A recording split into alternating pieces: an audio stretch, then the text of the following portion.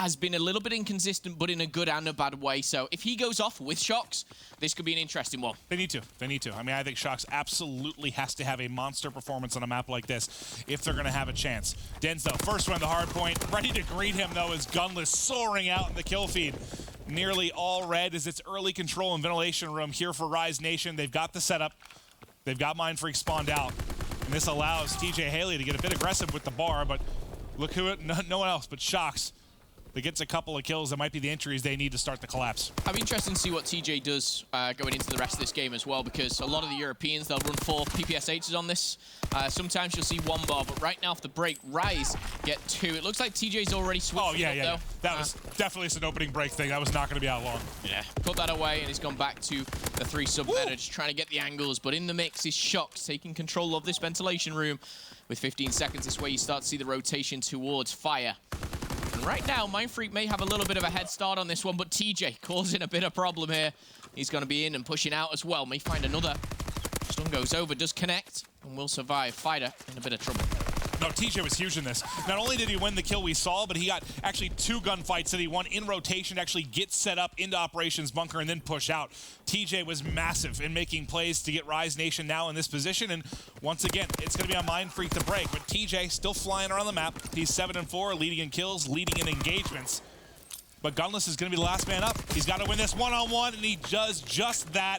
A big one there against Shox. Yeah, and just the importance of a kill like that, it really does swing the momentum. Buzzo lights it up by taking down 3. Gunless still tearing it down in Fire. 5-kill streak, not going to make it a 6, but he's got the backup of Looney. A TJ Slasher pushing on in. Shox still putting kills on the board. We're going to see that last 15 scrap time, in fact, about 20 seconds, go to Rise. But down near the storage bunker, Mindfreak are looking to set up. Interesting, if Rise managed to break through here, this could be punishing right off the get-go. They're getting set up for the pinch. Looney and Gunless starting to collapse. Gets vision for a second, gonna back down, waiting for 2 more players to hit there from top mid. Here comes the collapse. Shox able to take the first gunfight, but quickly trade it out. Slasher, though, after the trade, gets another entry, but Mindfreak still able to hold. So far, they hold off the first wave from Rise Nation, but with the close spawn there, bottom right, they're able to get in quickly. That 2-piece from Gunless behind the grenade might be enough. There you go. In once again is Rise Nation. Mindfreak get a decent amount of time there, but it just seems like the inevitable happens yet again. Rise Nation crack through. For me, the patience of Rise Nation there, it was not rushing into anything crazy. It was waiting, biding your time. Yes, you're going to have to wait for your teammates to spawn, but it was a really patient push. It only gets them around 10 points here, and Mindfreak looking to clean up on the last bit here of the storage bunker before heading over to Office, though, which in control currently is Rise Nation. Gunless. He's actually taken down his own teammate, then he's got... Wait, what was that sequence there? Where did he headshot Looney? Was it like over Dins' shoulder and then he got I have no idea. I have no idea. All right, well, awkward sequence, but it still results in Rise Nation being in control. Now, you do have a split pinch opportunity here as Shox spawns out. 3 hitting from bottom. Shox now going to get involved in the action. Here comes the hit. Shox able to win a big one-on-one. Din's there in support. Slasher trying to be the equalizer with a couple of kills, but the last player standing inside the hard point are going to be Mindfreak players, Fida and Shox. And we mentioned, Shox has to go big. He's 13-9 right now as he continues to make the plays. And the other guy you talked about, Din's right there with him, buddy. Yeah, these 2 players need to continue to do this if they need any or stand any chance in the hard point. Again, this is the story of Mindfreak, playing teams close. What I'd like to see from Mindfreak is now hold a hard point for maybe 30-35 seconds. They seem to constantly be fighting from the back, kind of breaking through and making big plays. There's a lead, though. There's the lead. Here it is. Going over to the smokestack. Rise Nation look like to have a little bit of control, but Buzzo's just taking that away. Great play from Buzzo. And Shox getting close to streaks here. He's got 4 in a row. He's at 15-9. Has to challenge while he's weak. He's going to drop a Buzzo now on a 4 streak of his own as he's played good support to the pressure of Shox and the other SMG players here on Mindfreak. It's been a bit chaotic for this hard point, but the ones racking up time were at least Mindfreak in the opening bit, but finally Rise Nation able to get inside. No one really able to find any kind of decent separation, at least in the overall scoreline. Yeah, it's so back and forth constantly here. Looney, though, 6-13, a player who has stood out in Stage 2 so far. If he starts to pick up a couple more kills, it could get dangerous for Mindfreak. For me, a player impressed me so far in this map is Buzzo. someone who is naturally that assault rifle player who kind of has to adapt a little bit to a map like Valkyrie. Seems to be holding his own and currently going 12-12 for the boys of Mindfreak. If those are the gunfights Looney's getting in, that's probably, that could tell me why he's struggling. His entire team dies around him, and then he's suddenly in a 1v3 on the hard point. Nice shots there, though. We'll see if Looney can start to pick it up a little bit in the slang column. And if Denz or Shock slow down, they really could start to take over. But the guy for Rise that was really making noise early was TJ Haley. He continues to make plays as he's at 15 and 13. Watching Gunless now as we get into our second set of rotations inside a ventilation room. Slasher gets 2, but it's instantly answered by a couple from Shocks. TJ, though, able to get in. Nice shots across, and maybe Rise Nation going to be able to get set up for a little bit of time here. Yeah, they're well set up. They've got 2 players watching the lanes. They've got 2 players in the mix as well. TJ gets stripped straight off of that. That's Shocks once again. 19 kills to his name, exactly equaling Denz as he finds his 16th death, but Slasher with another double. The players we pointed out, Denz, Shocked, all turning up for Mindfreak, but Rise Nation, they lead by around 30 points, and they're actually rotating as well to fire. This is not looking good for Mindfreak. Don't count them out, but as we touched on Looney having a bit of a slow game, Fighter, 8 and 16 right now. He's the one that needs to step it up for Mindfreak. We'll see if he's able to step it up. TJ waiting inside in the corner, not going to be able to win it. Mindfreak now surging in. Rise Nation enjoying one of the bigger leads they've seen over the course of this. It's at 30, but the control of the actual hard point is going to be to Mindfreak. Shocks patiently waiting in the corner. He's got support in the back from Fida as well. Fida trying to hold the angle. Looney gets the better of him. Slasher comes through as well. The pinch is now alive and well. Din's not ready for the hit on the opposite side. All 4 are going to drop for Mindfreak, and just like that, Rise Nation looking to get the final 30 or so seconds here, and you can see Mindfreak rotating. But wow, Shocks' stats though right now. He's 23 and 15. He also has a minute 16 in the hard point, man. He's having a spectacular game. It's just it's got to be frustrating because despite the fact he's doing that and you're getting a solid performance out of Denz, you're still trailing in this game. Yeah, it's frustrating to say the least for a player like Shocks. However, it's not over just yet. 40 points behind as Rise Nation starting to separate themselves, but a very strong setup for Mindfreak here. May hold the storage bunker. Looney coming on in. We'll find the first. Denz denies. Gunless now coming on in, but a potential pinch. One goes down. That's TJ. He's going to be answered too, and this is great from Mindfreak here. They're trading out all the kills that they need to, and they're holding on. 3 fall again. Mindfreak retain the bunker. Shocks, he's going to be caught reloading, but it doesn't matter. He's going to find kill number 26 and a 4-kill streak with 90 points to his name. Shocks, he's playing phenomenally. He's been great, but will it be enough? They've got them spawn trapped right now. Slasher just pushing up to try and get shots in off spawn. There's one more here that he's nearly able to snap onto. The final 20 seconds will put them over that 200-point mark. One more break. Really, Mindfreak allowing any kind of breaks to their early setups will more than likely be the game. Is this where Rise separate themselves with 8 seconds? This is where you've got to see a strong hold from Mindfreak. They need to turn it up. They need to start now. They have control of the office. All 4 players will be pushing in for Rise Nation, but this could be a problem. This could be a pinch where if they get the kills, they being Rise Nation, Mindfreak are going to spawn the complete opposite side of the map due to the pinch coming in now.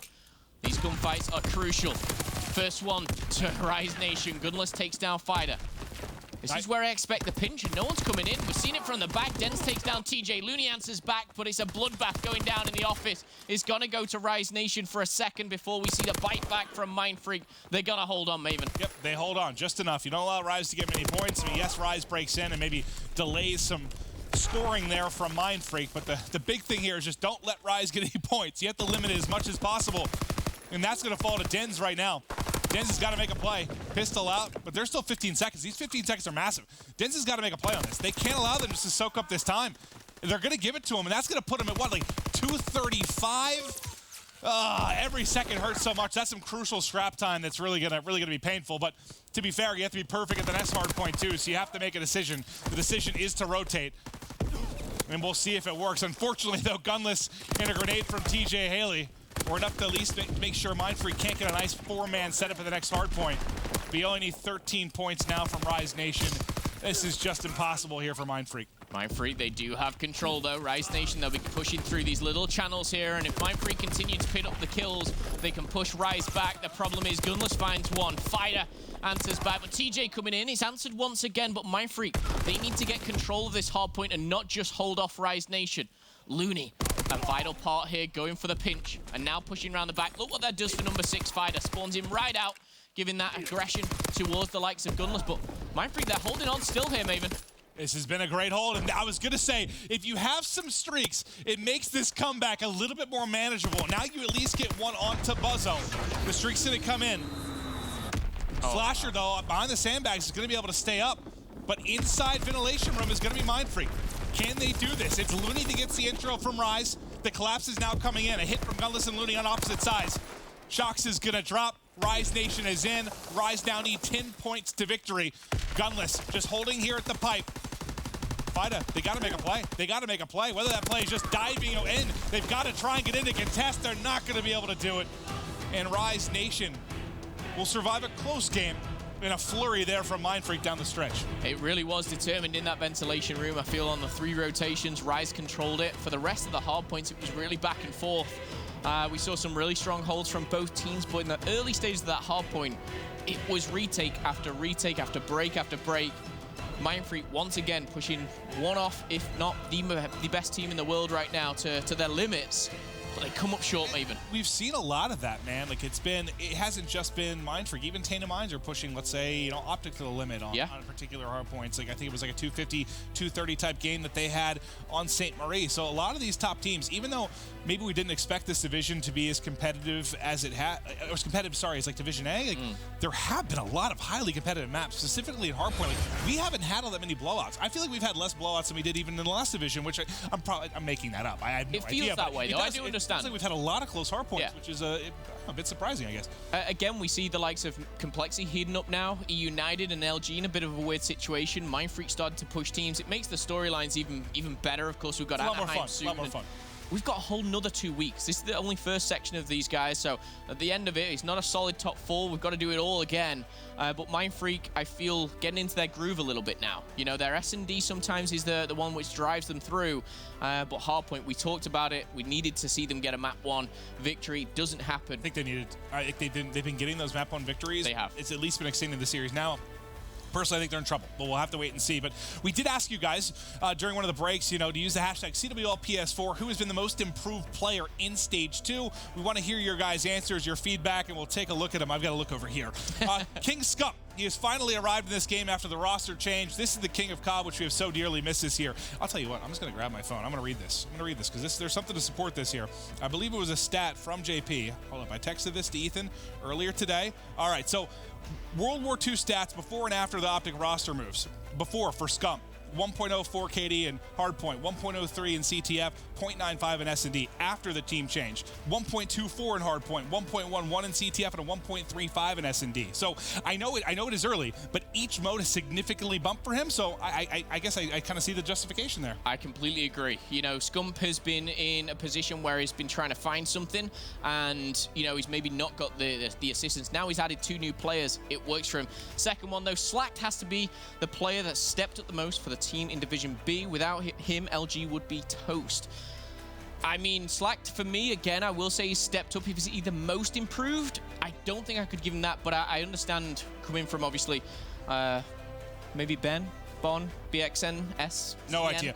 But no, I get it though. I mean, he has been playing well because obviously, you know, Formal hasn't been the wrecking ball that we expected him to be. John's been a little inconsistent. JCap has disappeared in some maps, and the one sort of consistent has been Slack. And if he wasn't there, they might be getting blown out. Got to be Wuskin. He's been showing everybody that his brother isn't the only one that can dominate this game. Yes, I agree. I am Zaffer. Wuskin, I casted the series today for Unilad, and he was incredible. Absolutely incredible. I know throughout the course of the series, he was great, and the CTF in particular, which I think he went almost plus 20 in. He started out 11-1, just dropping bombs everywhere. But what stood out, you know, I saw some of the players tweet about it as well, and I mentioned it on the broadcast, like, he was just in one of those zones. Like, it reminded me of Rated series when he had the crazy S&D run the 19-6 map. He just was not losing a single gunfight. Like, that's what it felt. I was watching Wuskin. Every time he took a one-on-one, I was like, Wuskin's got it. Wuskin's got it. Over and over and over again. Just frying. I think I agree. If I'm going to pick mine goes to Wuskins. For me, it seems like he's been playing in the shadow of his brother, and now he's playing in the limelight. He's the one that is the star of the show. He's the one that's now driving force of Unilad, and it's not a one-man show. It's 4 people, 4 players, 4 teammates, 4 friends, all playing together as one, and it's working for them. Are they, you know, 4 of the best individual players in the world? Probably not, but congratulations to Unilad. They're playing out of their minds, but Unilad, they're done for the day. Rise Nation and Mindfreak, they're going into map 2. It's going to be S&D, and it seems as quick as the hard point, even. Round 1 is nearly almost put over. There's TJ having to backtrack here. We've got Gunless mid-map, and as things start to settle down, Rise Nation, they'll suffer the first blood. Mindfreak will get off to a little bit of a hot start here. 1v3. Nice positioning there from Buzzo in the deep pockets. Gonna get Gunless ripped. Now TJ's got a clutch, not able to do it. First round of Mindfreak. Now, just to let you guys know, just for search for these two teams, they've been great, honestly. Rise is 5-1 overall in search. Mindfreak is 5-3. That's absolutely their best mode. And when you take a look at London Docks, for search, yeah, they're actually both 2-0 right now on London Dock search. So what that tells me, both teams are solid here, but then also there's a lot of film to watch. So you've got 2 maps that you can watch of either team. That, you know, Mindfreak can watch Rise gameplay, Rise can check out Mindfreak's. Curious to see, you know, who's done the more research for this particular matchup, and now Rise is going to kick it to offense. I remember in Seattle as well, TJ and London Docks S&D, it was like a match made in heaven. He used to just go insanely clutch on this map, and he started well 2-1 at the moment. Look how aggressive Fight has been. He could have found a bit of a hole in the defense here, and he has, and he's going to punish TJ for it. 3v3 now as Slasher evens the odds, taking down Shocks. That bomb is in a bit of an awkward position for Rise Nation, though. Mindfreak know it. Right now, Rise Nation still trying to find a pick kind of mid and water side. It's going to be, looks like Slasher is going to wrap all the way back, try and get this bomb. His one-on-one gunfight, well, he might have a little help from Gunless, but that gunfight against a player playing lights, Buzzo, is going to be crucial. He's the only one towards this site right now. But depending on his angle, he's going to have a one-on-one with Gunless or Slasher. Or maybe a little bit of a bait and switch. Well, Gunless, before Buzzo gets a bullet out, it feels like he's gone. Gunless takes that one-on-one. It opens the B site. The plant now going down, and things start looking a lot better from Rise after they fell apart early. Most definitely do. Bomb down, 1v3, but for this time, it's from the flip side. It's for Mindfreak. Dens has to take down Slasher, Gunless, Looney. It's not going to happen. And we're going to see the Search and Destroy all tied up. 1 round apiece here between Rise and Mindfreak. Slasher's going to be the one to get the bronze star on this one, as we see that final kill coming once again. And again, I feel like this is a must-win map for Mindfreak. Going 2-0 down to a team like Rise is punishing. It certainly is, but they are, again, have been very good in search. It's been their best mode. We talk about the importance of the game 1, but maybe this is where they can find it. Gunless, very aggressive on the A site. He's spotted, doesn't matter. Shocks gets fried. Oh, Dens, no, Dens. Okay, so Dens able to trade the kill, but he's so weak that TJ's grenade comes through. Now going to be a 2-on-2 here with a ton of time on the clock, but you can see where the 2 members on the minimap are for Mindfreak. Bomb nowhere near him. You've got Looney with what I'm imagining is he knows the position of this bomb. Slasher's going to sync up with him. They're going to play around the bomb. Going all the way around the flank will be Fighter from Mindfreak. Buzzo looks just be getting what vision he can from mid-map. This is going to be very, very tough for Mindfreak, but obviously very manageable. You have time, it's a 2v2. Yeah, and I think the one thing that could work for Mindfreak here is if both players push from either side, a real pinch could come in. Sometimes in 2v2s you see players run away. They're kind of trapped down by the docks here, but again, that could work for Rise Nation. Slasher just opens up and now makes it a 2v1. I love the way that he just goes and regroups with Looney.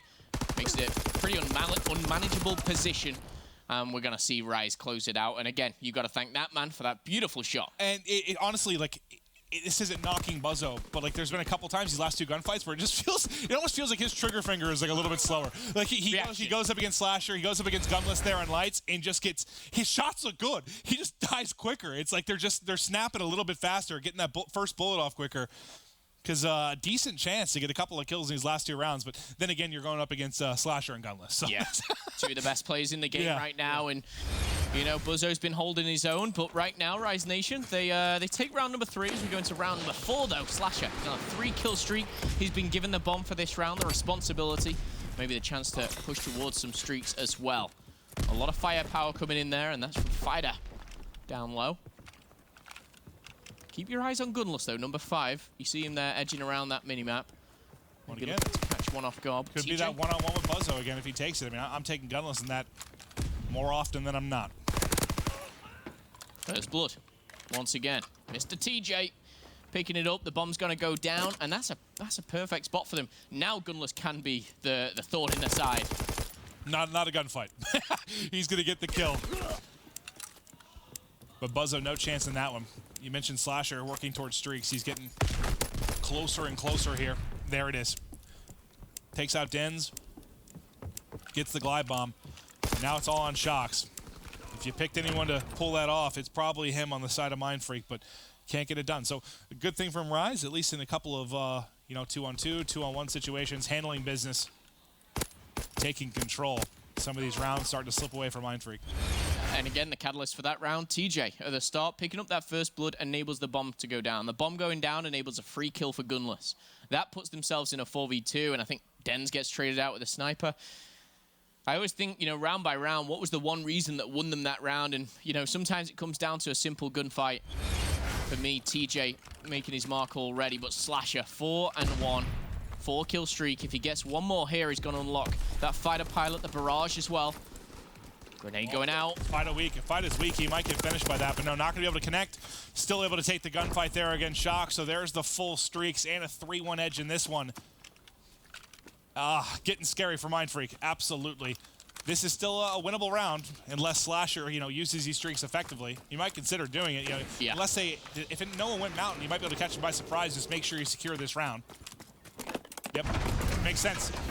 You think you might be able to catch somebody, and that's what he's going for. Dens gets inside, tries to get it in the door, but not going to be able to find the kill. He still gets a lot of information, though, obviously, from the aerial view. And what he does, as well as get information, it gives them map control. Because it pushes them back so far, it means that you can push one player right up close.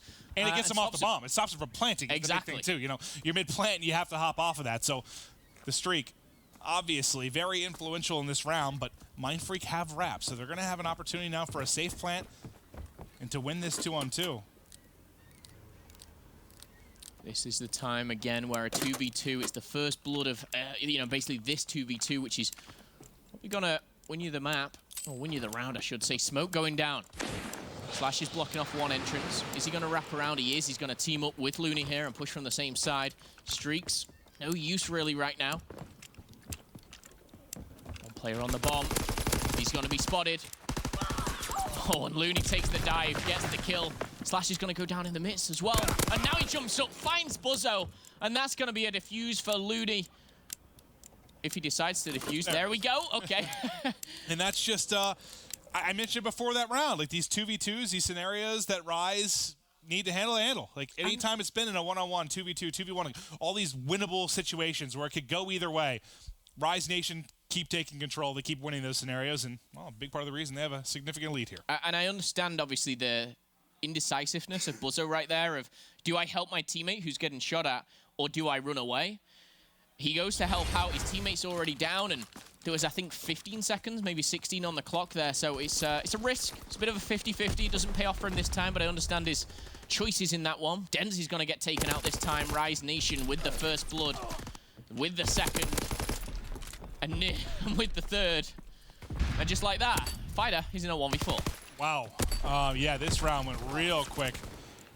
Fighter seems to be ready for round 6. He peeked that right after he was weak. He's just going to fly out. Like, get us off the map. Let's get to the next one. Reset. Wow. Yeah, I don't even know what would open that. Looney just flew out. I think he just came out of Cole and just beamed somebody towards mid-map. I actually don't know. I have to watch that back, but he got that first blood so fast coming out of B. I thought Buzzo was the only one on site, so it must have been somebody near mid-cut. I think it was just 3 players for Rise, winning 3 individual gunfights, showing, their skill, their raw talent. And I want to talk about Search and Destroy. We've talked about Mindfreak, obviously, it being their better game mode, maybe, for these guys, but they're kind of getting shown up here. I mean, London Docks, Search and Destroy for these guys. They're both 2-0, so both comfortable on it. But one team really outclassing the other right now. Actually, it doesn't hurt to have somebody else check the stats because I screw them up frequently. Never hurts. But there you go. First blood does come in behind Fighter for Mindfreak. You still have streaks on Slasher, but since he's out of the round, obviously not going to be an influence here. Gunless, stomping around. I believe still had a loud class, but able to get him behind Buzzo. 3-on-3. Looney's got streaks to work with as well. Glide bomb kill comes through. They had man advantage for a moment, but quickly shifted into a 2 versus 2. Looney on a 5 streak right now. TJ got one very weak. Looney trying to get in position. And they've got one in lights, and look at the bomb. The bomb wrapping all the way towards A now. Looney starting to read this. Looney read this, and he just spotted it perfectly and played his life. That nade might be on your face, buddy. Doesn't connect. Looney's still able to stay alive. TJ does drop, though, so look at this bomb. Bomb rotates over him, runs into Looney. Bomb rotates back. Now Looney's going to have to try and clutch up in a 1v2 from a difficult spot coming out of Cole. This is for possibly the artillery as well. Yeah, this is a hard one for Looney because he'll be happy with just unlocking the streaks. Yes, they're 5-1 up. A clutch and a victory would be awesome for him, but he takes his time around Cole, maybe expecting a player to have wrapped back that side. It's actually the other, which Mindfreak has opted for here, but I think he thought like somebody might just try to peek for information out of lights, and maybe he could beam him. What actually happens is he catches the beam. He is going to get melted there to end the round. Won't get the artillery, but some nice shots coming out of Dens as he's able to clean him up quickly. Maybe too little too late, though, as that's just the second round here for Mindfreak. They've got to be perfect. Going into the next round, you're looking once again at those first bloods. TJ is currently sat in 3rd place for the division for first bloods, just behind Dashi and Prestini. Those aggressive players, those search and destroy players who know what they're doing. Oh, this is aggressive from Mindfreak. 3 through the middle. Gunless is backing down, and we know how dangerous it can be through those barrels as well. First blood, though. It does go to Mindfreak. Quickly answered back by TJ. No, TJ actually got it. Oh, he got it again? Yeah, no surprise. Yeah, he brought it up, and then he did it. Finds a second kill in this round as well. 3v2, make it 2v1. Dens is going to have to make a play. You've got some streaks still on Slasher. It's an infantry class for Dens, so obviously a little bit vulnerable. He just got some information. Turns into a 1v1. Slasher's hunting the kill. Dens is able to get away. 45 seconds on the clock. He's getting chased. He's dead. There you go. 6-2. Rise, handle business, and now up 2-0.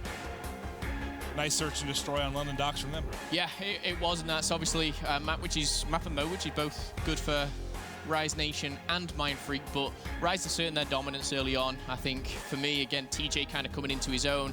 A lot of people have criticized his respawn, but his search and destroy is always on point. Those first bloods so key. I think he got to that map, which once again, it was pretty spread. It was actually pretty spread. I think over the what was it, 8 first bloods, like 7 players kind of had them. Like it was really spread out. It wasn't really anybody dominating in that category like you see sometimes. But Rise able to get it. That's a smile on Looney's face as they know they're just one map away from a 3-0 as they are handling business over Mindfreak. We're headed to CTF up next. It's going to be Arden Forest. We'll see if Rise Nation can end it here.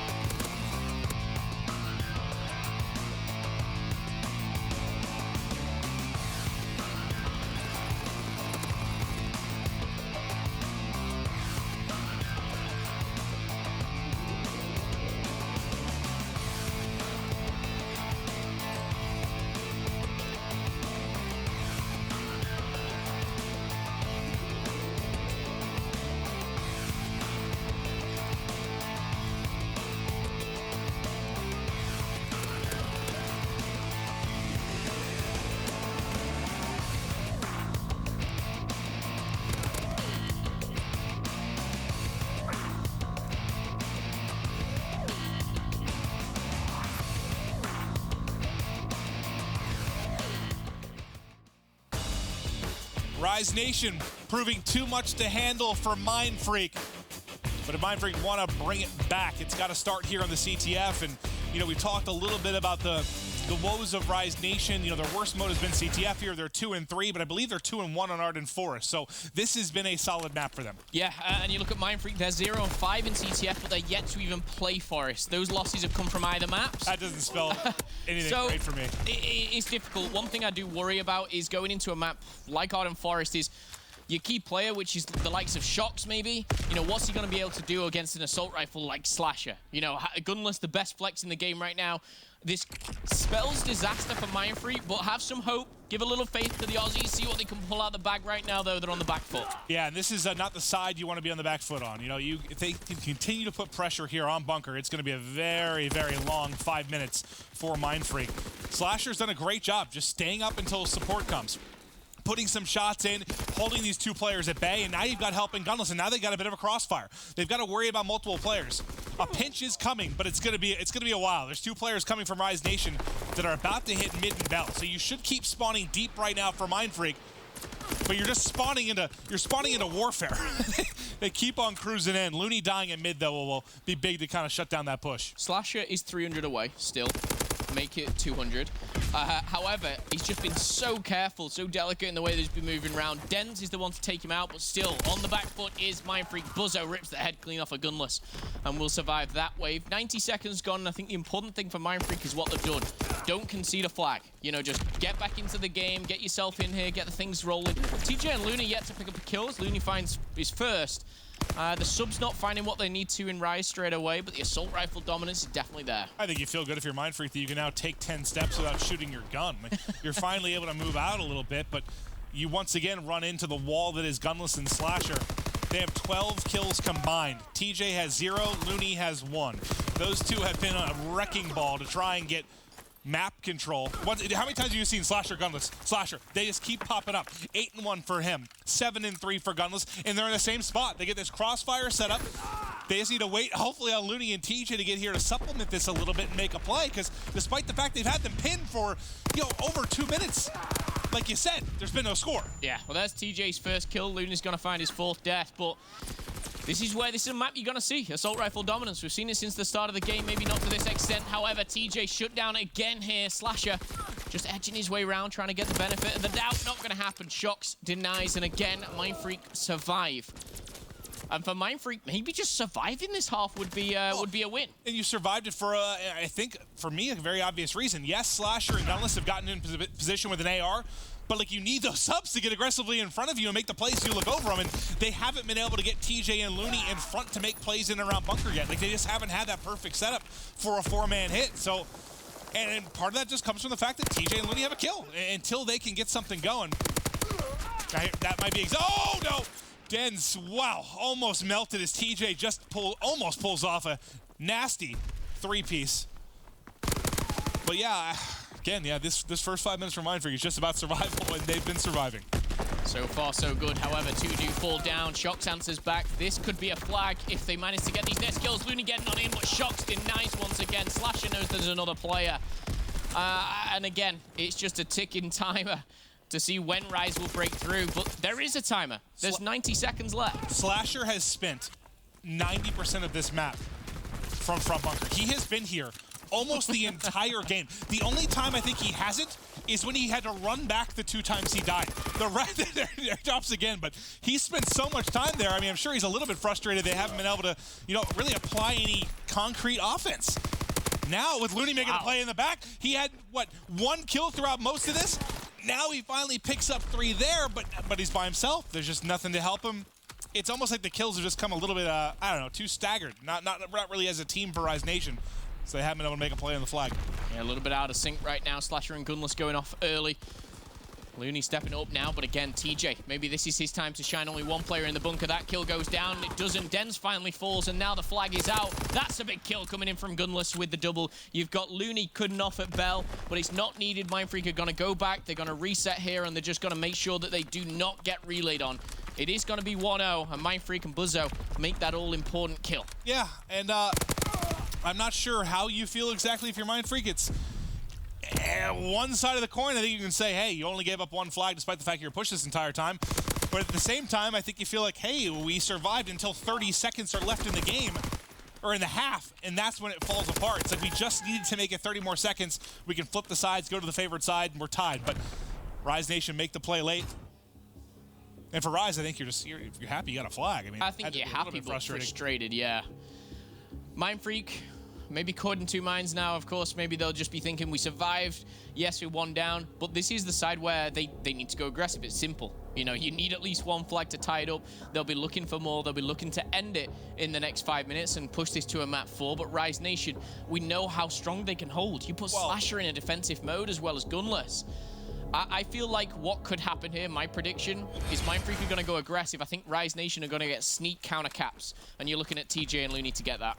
I'm just wondering if Rise can lock them down like they did from this side too. Like, don't allow Mindfreak, even though you're pushing towards bunkers a little bit easier, just don't allow them to do it. Well, Din's getting 2 is certainly going to make pressure a little bit easier. It's going to open things up for FIDA. A gunfight win mid-map, and this could be a very early strike. Gunless is going to drop. That's all 4 down. They spawn out Bell, and now there's an overextension. But you've got Shox, the superstar here, who runs right by. Oh, no. However, one player. Thank God Dens is back here, but that might not be enough. Oh, they're able to win it. Mindfreak capitalized very early. In 40 seconds, the scores on the board. That's about the opposite. Most opposite half you could have from what Rise did. And Mindfreak right now are looking at the playbook and going, okay, it's working. We played defensive, now we go aggressive. This is our time, this is where we feel comfortable. However, it's only tied. You'll be looking at Shox maybe to capitalize on a couple of streaks. FIDA working his way up there as well, 1 away from the glide bomb. This is big for Mindfreak. Shox now away. 1 away, should I say, from the glide bomb. Next couple of kills are crucial. FIDA and Shox. Just one of them against streaks, and now that you've tied it up, it's not like you have no need to play aggressive or to go for anything wild. Like, you have the game tied. Clock doesn't even matter. Just literally play for a guaranteed kill. Do whatever you can. Do whatever you can to play for a guaranteed kill. And yeah, if you're Rise, you know there's a couple guys working on streaks, so you're trying to do the same. You see Gunless just holding that angle, just ready to put shots into him as soon as he peeks from Fire Alley. Den's just got one. That's but not the guy you need with one. It's got to be Shox or FIDA. Shox wins it. Shox able to take out Gunless. There's one streak on the board. FIDA gets it as well. Now you've got multiple streaks coming in. The pressure is still here. Shox is going to keep on going. FIDA from the other side. Now you get the pull. You've already got full streaks on him. When Shox spawns, I was going to say, if the flag can get home, you let Shox kill him. He's got full streaks as well. And now you got 6 streaks about to get rammed down your throat if you're Rise Nation. What I'm seeing here is great stuff and great research from Mindfreak. They had a game plan going into this one. They're executing it. Right now, yes, it's all tied. However, we've talked about TJ in the respawn. We need to see a little bit more from him. Yes, he's got the difficult task of being aggressive with a sub on Ardent Forest. We know that as well as you. But we need to see him use the map, you know, to his advantage. Stick to those close quarters. Glide bombs coming in now. Mindfreak are going aggressive. They're going to take down Gunless. The pinch is coming in from Dens. All pressure on TJ. Finds one. He can make the play. He actually is able to get 2 there. That's going to be enough to get the reinforcements in. They should be able to get away with this. So just enough done. And yeah, TJ at 6 and 15. He has like a 0.75 in CTF. So that has certainly been his weakness. But like you said, they have played a lot of Ardent Forest, and it can be a frustrating map when you're going up against top AR players, or, well, any capable AR player in a good position. He needs to rely at times on Gunless and Slasher to find those openings to get him in those up close and personal battles. But now, now you have that lockdown. Well, as soon as I say that, Slasher dies. I say now you kind of have that lockdown of the Mindfreak base where you have them push back. You're starting to layer the map, starting to apply the pressure. The gunfight seemingly going the way of Rise now. And this is a big opportunity with 90 seconds remaining for them to take the lead back. But remember, you got a lot of streaks on the side of Mindfreak, and I don't see Mountain on the players of Rise Nation. No, that's the problem right now. 90 seconds here. Rise Nation setting up for a push. Yes, a glide bomb in the hands of Shox. I believe Dens has, FIDA has a couple as well. Dens is waiting for Slasher. Slasher is the first to fall. Now Shox pushing on out. He finds himself in a tricky situation. TJ stepping it up with a double. Can't find the third. Yes, he does. TJ gets 3. Looney's gonna drop. TJ's gonna have to get all 4. He's going to have to get all four. They've now spawned up Cabin. He's going to drop, but he does survive long enough for the reinforcements to come in and the spawn out to happen for Mindfreak. So Slasher's here very quickly. Spawns Ruin, gets right back into the action, and Gunless finds the kill. Now, what can Looney do at home?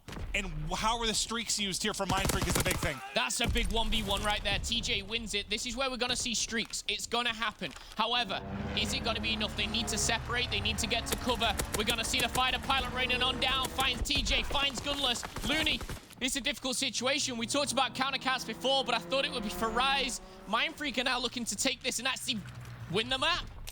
Slasher's getting pinched. Slasher's getting pinched. He gets a little bit of help from TJ, and he's able to get out. So now going to get to safety, but there's an artillery in the back. That's going to drop him. Is anyone going to get there for the return? TJ wins another big gunfight on the backside. Vida trying to run through this. Vida, get to it. Vida dives across. There's the return. There's the capture, and there's the game. Late round heroics from Mindfreak as they take it in the final moments. He's got to dive through his own artillery to get that return, but he's able to get it done, and they extend the series. Game plan, strategy, and execution for Mindfreak. They went in knowing what they wanted to do. They executed it perfectly. If they didn't get the streaks, I feel like it could have ended differently, maybe in a tie. But for these guys, the way that they used them, you think about the glide bombs that they were used effectively. The fighter pilot to get the return as well as that artillery. Crazy stuff from fighter jumping on into that to get it back. But you got to risk it, and it works out for Mindfreak. Yeah, I think there was a lot of great stuff from Mindfreak. You know, the fact that you had two players working towards streaks, and they were patient. They made sure they got the kills. They made sure they got the streaks, which, you know, ultimately probably sealed them the game. But what stood out for me from the other side for Rise was, again, when they were pushing towards bunker. It just felt like the number of times that Slasher and Gunless were able to get in position there with ARs and kind of have those crosses and kind of keep Mindfreak pinned. Usually when you have that for about 4 minutes, a score is going to come through. Like, something's going to go your way, but they just weren't able to get anything going until the final 30 seconds or so. It was difficult. You know, you think one of the two SMGs at the start for Rise kind of had a bit of a better start. That could have been 1-2-0 very easily here for Rise Nation. But apart from that, we are going to see a game 4. Well, Buzzo and company able to push this to a game 4. Jess was actually able to talk to Buzzo before the match. Curious to hear what he thought. Thanks, Clint. Well, like you said, I did talk to Buzzo right before the start of this match, and he wasn't seeming too terribly confident. He said, well, it's a game just like any other. We're going to go in there, do our best. Basically, our goals are to minimize mistakes and hopefully steal a respawn. So hopefully he'll be happy after this series. They did, in fact, get their one respawn win. I'm curious to see how the rest of the series is going to shake out, though. So, Clint, back over to you. Thank you so much, Jess. Well, I mean, that's fair. I mean, it's probably tough to have a lot of confidence against a team like Rise, but you still have to go into it thinking you're able to win, and they do get a map. Let's take a look at the full best of 5 now, because, you know, they get the victory in Arden 4 CTF, but they're going to have to extend it further. Well, to be fair, they're stuck on Arden the rest of the series, so maybe that bodes well for Mindfreak. But when you take a look at the hardpoint breakdown for these two teams, speaking about Forest, Mindfreak is 1-1, Rise Nation 1-0. So it hasn't been the go-to map for either team. But I think in any hard point, I mean, you're favoring Rise. Yeah, even though Mindfreak, agreed. Again, they were 5-5 coming into this. They've been pretty solid there, at least for their stats. But again, it's about 8-1 now for Rise. They're tough to beat in the mode.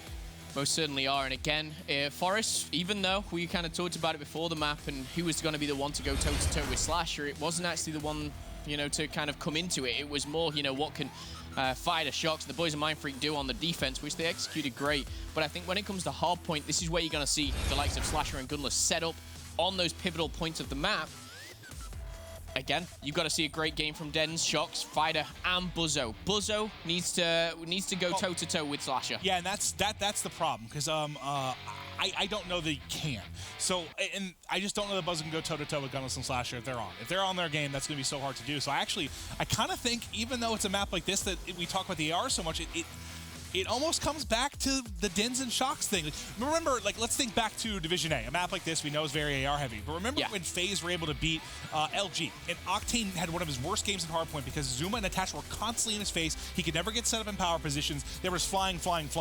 If Shocks and Dens can kind of create that havoc on the map, I think they have to. You can't allow Slasher to get comfortable. He's going to pick you to pieces if he does. Yeah, I think it's a really good point you've raised. And again, you look to Shocks and Dens most definitely. On Rise's side, you know, TJ's been a bit slow in the respawns. Maybe this is his time to really step it up, really shine. The same as Looney. It's actually funny because I did joke around the green room. I think you're in there, but I looked at Chance dead in the eyes. And I was like, Mindfreak are good in this series. Like Buzzo is one of the few players that can shut down Slasher.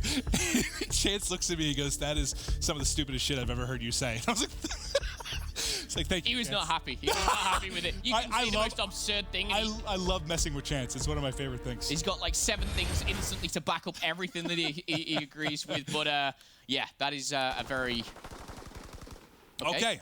Reset. So more than likely a reset. Yes, that appears to be the case. So we'll come back to us as we get ready to play this hard point. Welcome back. Sorry about that, guys. Maybe a little bit of a load-in error, load-out error. Not sure what the issue is, but you do see Slasher talking it through in the way Slasher does. He can be very dominant presence at times, but they're going back and forth trying to figure stuff out. And I mean, I would imagine they're still talking about the CTF. They're frustrated. Like, 100%. They should not, and we mentioned the stats multiple times, how good this team was at CTF. They've been worse with Slasher at that particular mode. Granted, I don't think you can say that about Seattle. We absolutely can highlight what's happened here at Stage 2. Something seems out of works. And, you know, I talked to the guys a little bit on Hot Mic about it because you heard Clayster yell at Looney, like, this is why you scrim CTF. I've talked to the guys a little bit, talked to some of the management on different teams, and it boils down to they were so good at CTF. They were so dominant in it. They didn't want to scrim other teams and make them better. Like, you scrim to get better. Like, if you're that good that you're winning, you know, 90% of your CTFs, 80% of your CTFs, why go out there and help other teams, which I totally understand. I get that side of it. But now, if you haven't been scrimming it, and now you're starting to lose it, and I don't know how much stock you can put in. I know it's been 2 weeks, but still, 2 and 4 for a team like Rise Nation in particular mode, I think that's enough of a body of work to start and be like, hey, maybe we need a little extra work in CTF. Anything. If your class is the best team in the world, if you're not like 4 and 2 on a game mode, it's not good enough. Neutral's not good enough for a top team in the world. A Rise Nation, maybe. Time to start scrimming CTF. Maybe it's something that eventually other teams will catch up. Because if they're scrimming, they're losing. They're learning. Losing is learning. And Rise Nation, if they're not playing, they may not be learning or able to adapt. So interesting that's their CTF. I'd actually like to look back at that. If there's ever been a champ, I'm sure there has. If there's ever been a champion that had like a negative win rate in a mode, I'm sure there has. I just like to look at it and see the breakdown, because usually when I take a look at it, it's usually you have like let's say two between like 70 and 80%, and then like 50 to 60 for one of them. It'd just be weird. I wonder if there's somebody out there. They won 25% of their CTFs, but they still won a tournament. I don't know. That'd be kind of crazy. Something interesting to look at. I kind of doubt that's that low, but it'd be something cool to check out. JP, if you're listening, I'd like to know what's the worst match win percentage, like in a particular mode where a team has won a tournament. If you can find that out for me, I'm curious. Here we go. The replay is on. Mindfreak looking to take this hard point and bring it back to 2-2 and push it to a game 5. And a hot start is important for Mindfreak. This is where they need to get off, continue the momentum from the CTF. They need to get that hype, go into this next game mode, and it looks like Shox is confident. The PPSH from long range onto Looney there. Great shots, and we're going to see Mindfreak now control the cave. Interesting here, it's going to be Dens, it's going to be Buzzo rocking those assault rifles, trying to go toe-to-toe, and so far so good. Strong stuff from Mindfreak here, as we're going to start to see a rotation coming shortly. Shox. Gunfight mid-map, able to take out Slasher. Nice stuff there. They're going to be getting the scrap time and also trying to win the transition battle. Dens able to pick one up and allow Shox to get into a comfortable position here at U. So not only are you getting time in the old hard point, but you've got Rise spawning out back bridge, and now your 4th man's going to be coming in here. If you can hold this in this kind of 2v4 for a moment until the reinforcements get here, this is great. You haven't allowed Rise to get an excellent setup. You're in good positions at U to watch this cross. We're 10 seconds into this hard point, and I mean, I think that's a win, not allowing Rise to get any time right now. You're just being a nuisance. Yeah, and Shox is trying to edge his way towards that hard point to get the points, but doesn't work out for him now. Den's coming through the middle, bar up close. He's going to find one, and that's onto TJ, but he's weak. He will be traded out, and we're going to see Rise Nation for a second hold the hard point. Will Mindfreak come out, blow it out the water from a kill from Fighter Shox and Buzzo, and now they have control of Ruins. This is now Mindfreak's chance, and I say that, you look at the minimap, they've got control of obviously Ruins, but I want to start to see in the next kind of 5 to 6 seconds, start to rotate, give this up. There's one player left, that's Fighter. Start again, just go to bunker, start to get the cuts, think smart, think wisely, think of the future here. And Mindfreak, they've got it. They've got everything that they need to now It's important not to let Rise Nation pinch upon them. But as we go to the bunker, this is where Mindfreak could gain a lead. It's been the story of Game 5s today. A story of upsets. Why not add one more to the list? Mindfreak doing what they can with a solid bunker hole to extend this lead. Slasher gets a couple nice kills in the back, but as he drops and they spawn safe for Mindfreak, it won't have that much impact on the actual hardpoint. Looney a chance to do something up Fire Alley, but he's traded out. TJ Haley just stomps right in the back. I don't know if there's a miscomm there or a poorly held angle from Mindfreak. They're able to hold it off, but obviously don't want to give him a free run into the back door of bunker. Mindfreak, beautiful, beautiful job here, and now starting to push forward, thinking about East Road, thinking about getting control of the cabin wall. This couldn't have been a better start here for Mindfreak. Den's 11 and 8, the interactions are there, and the positive ones, which is all important. For me now, again, a key factor in solidifying this is maybe working towards some streaks. Den's does have a 4-kill streak. It's interesting because, you know, we talked about, is it Buzzo, you know, maybe outclassing the AR, or is it actually Shox and Dens that need to make the play? Well, you're getting all of that for Mindfreak. You're getting everything you could possibly ask for across the board. If you just take a look at the stats right now, they're going off, absolutely going off. And that's a reason they have, well, big part of the reason they have a 60-point advantage. Still 40 seconds to go here in East Road, and Rise Nation pushing out these spawns all the way to that back mid-bunker lane. Trying to make it so they can't even get easy nades onto the hardpoint. They haven't been able to clear it yet. Finally, they're able to get Rise Nation out of it. A split spawn comes in as well, but that's picked up as Buzzo drops. This has been a pretty nice East Road for Rise Nation. Don't usually get a ton of time here, but they're able to do it through their aggression. Yeah, and speaking of Arden Forest hardpoint, it's like no other map. You know, as soon as you spawn up, within 2 or 3 feet or 2 or 3 seconds, you can throw a grenade at pretty much every hardpoint. So again, off the respawn, you talked about Rise Nation pushing them back so far. That's the reason why, because they spawn up, they throw 3 grenades at East Road, you're getting taken off it whether you've got Hunker or Armored. It's very difficult to hold. We're going to go back to the cave. Our first rotation is done. Mindfreak are in the lead right now. They're about to break 100. 35-point lead for the boys. Can they hold on? They got their avenue of attack here as they've got control of bunker side. Slasher able to take that gunfight in mid, and now setting up in the hard point. It's going to be TJ. It's contested by Fida, though. We'll watch Fida's POV as he takes this one-on-one, able to win it. Trade should be there behind Gunless. Almost gets caught throwing an 8. He'll get pressured, but still able to stand tall and take that gunfight with the STG. Rise Nation looking far better on the cave hole this time, as they've got an opportunity to just about tie up this game. Yeah, they really do, and that's a nice rotation from Shox coming in. I'd like to see Shox maybe push a little bit forward, try and take out TJ, and that's exactly what he's now trying to do. With that SMG, you want to get in the face here of Rise. He's going to find it. He's going to put down TJ. Looney answering back, but still. Mindfreak, they've got full control of the Ruins hardpoint. This is where they started to gain their lead last time, Maven. And I love what Mindfreak are doing here. They're not just sitting back. They're not turtling up. Doesn't work out for them, though, as Gunless, TJ, and Slasher all use the assault rifles to their advantage. And now they get broken. They get broken. Like a split spawn kind of comes in for both teams there for a moment. A little bit awkward. But so far, Rise seems able to deal with it from both lanes of attack. TJ still just working on time inside the hard point. He's about to get pinched from Yu and Bell. Grenades coming in. Somehow he's still up.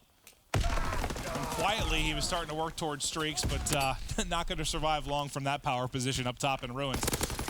Eventually, he catches a nade, but Rise Nation have taken over a lead after being down, 60 or so points early in this game.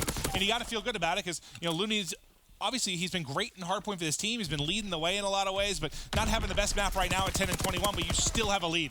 You got to feel good about that. Yeah, the crazy thing is Mindfreak right now are outslaying by around 10 kills. Rise Nation are in the lead only by around 10 points, but Mindfreak, they have this bunker rotation. A key engagement is Fighter here. You can't give this Bell spawn to Rise Nation. Slasher is going to win that. And that right there is an example of why, Looney may not always have the greatest stats. He's literally flying out there to bait for Slasher to win that kill on the edge. Sometimes he's going to snap and take that gunfight. More often than not, he's at a big disadvantage and he's going to lose it. I thought that was kind of a good example of why it can be tough to go positive when you're that entry bait at times. Yeah, and what happens? He dies, but he spawns right back at the same place. He gets back in the action. He makes a kill. And Slasher finds 2 kills behind it. Exactly. And you start to see Rise Nation retake control, retake the lead. 15 seconds left on bunker now, and the tables have turned. Mindfreak's now decision is to, whether they start to push up mid or whether they just kind of hold themselves at cabin wall. It looks like they're going for the ladder, though.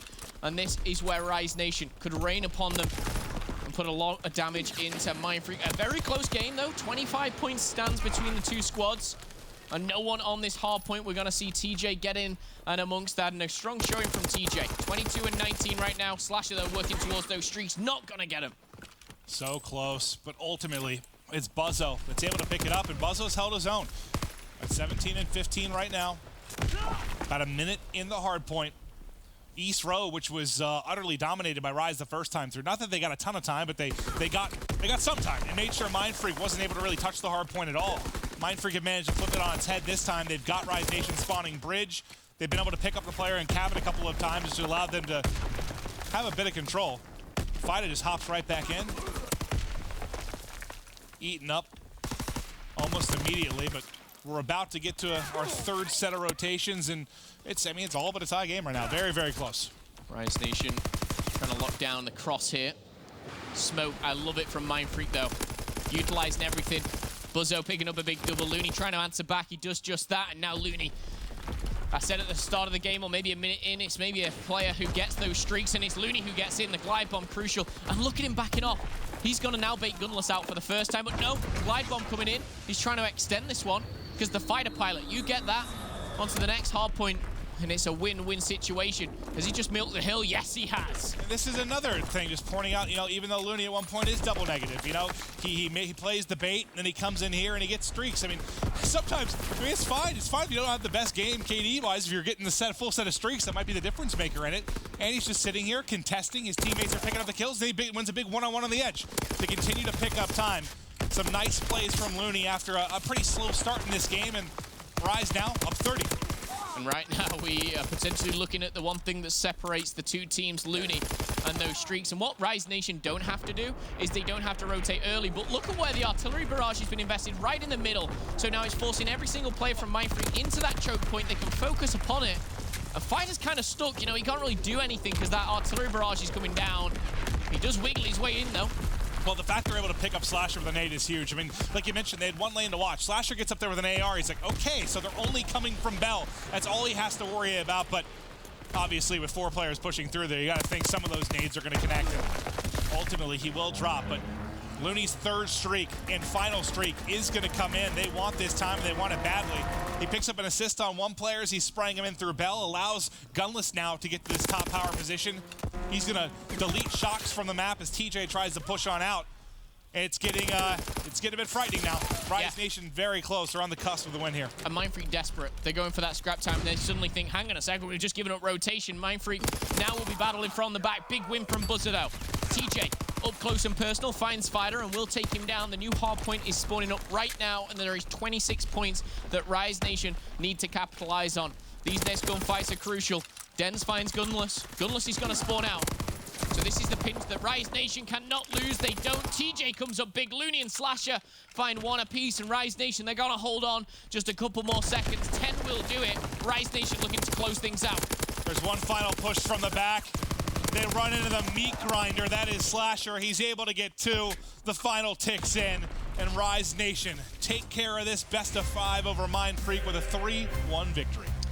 And now you start to think about maybe the last game of the day. I feel with Rise and Optic at this moment in time, it's like a game of chess that neither are involved with, and it's just, now it's your turn to win a game. Now it's your turn. Optic, of course, have a game to finish the night, but Rise Nation, they pick up another win. But Mindfreak, they play them close. I feel like that was a really strong performance from Mindfreak. It's a disappointing one, of course. But I see good things from Mindfreak. Well, it's always a story. They can play anyone in the world very, very tough. The hard points are close. The search and destroy is as well. They take the CTF. But yeah, I think there's some positive takeaways there. You're going against Rise Nation. An incredible, incredible team that will be the favorite more than likely at Anaheim. There are a lot of positives to take away from that. Most definitely are. Mindfreak, though, will have to go back, rethink, and come back once again tomorrow. And I think you see right there, like, almost the faces of Rise Nation tell me how tough Mindfreak played them. They don't look that happy. They look like, guys, these games are really close. Like, there's some stuff we got to fix. That's not a 3-0. That's Looney, I'm glad you got those streaks. Right. Otherwise, we could be going into a game 5. Mindfreak once again, really showing how strong they can be. The Rise Nation, ultimately the victors. 3-1, they're able to take it over Mindfreak. Guys, we've got one more series on the board, and it's a big one. Optic, United, coming up next.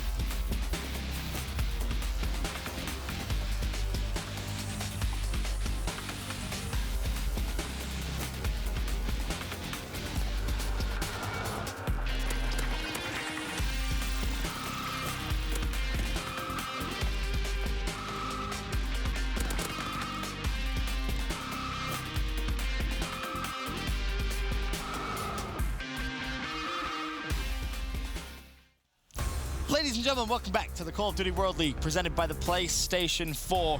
Of course, we just watched Rise Nation versus Mindfreak on the main stage. Rise Nation take the 3-1 victory. Benson joined by the from Nameless and, of course, Revan. And Rise, of course, in terms of the division as a whole, Revan, obviously fighting for that #1 spot against Optic Gaming, but Optic currently unbeaten. Rise do have an L. But where do you currently rank Rise Nation in the grand scheme of things? Are they the #1 team in the division, despite what the standings say? Absolutely. They're still the #1 team, and only for the reason that they have been winning events, right? Optic Gaming, I still want to see this team at a major tournament, which is why I'm so excited for Anaheim that's coming up. There's going to be a lot of pressure on that team, I think, going into that event, whereas for Rise Nation, for me, from what I've seen throughout the course of the year, they're still safely #1, but Optic Gaming's hot on that trail. Very true, very true. And of course, in terms of the grand scheme of things, the series we just saw, Nameless, it's one you don't expect Mindfreak to win by any means, but they do take a map. Have you seen an improvement from Mindfreak in terms of the division so far? Definitely seen an improvement from Mindfreak. I still think that we've been giving them a lot of the benefit of doubt where they haven't been able to scrim teams over in Australia, but it's been enough time. This is where you have to start competing against these top teams and taking series. They had a competitive first hard point, but they win that Ardence Force CTF, where Rise hasn't been too hot on that one recently, and they barely get that victory as well. So Mindfreak needs to impress. They need to step it up if they want to have a chance to make playoffs, and it's crunch time. Yeah, same story for me. It's Shocks and Ben showing up to play. They come in, they drop numbers, and I brought up the stat about Sensor a bit earlier while we were casting. I'm going to do the same for Buzzo. Buzzo right now, he averages 40.79 engagements per 10 minutes, and that's just not cutting it in this day and age in Call of Duty. You have to be able to match the interactions of some of your teammates, and you compare him, it's like 10 under like the next person on the list. So I want to see Buzzo get a bit more involved. I mean, he's on this roster for a reason. He's been doing really well, at least in the ANZ region for quite some time. I want to see him get more involved in the games and try to get those interactions up. Okay, definitely something to look out for in terms of Buzzo and, of course, Mindfreak in their future games. But now I actually want to take a look at the standings, how things currently lie. Optic Gaming at 5.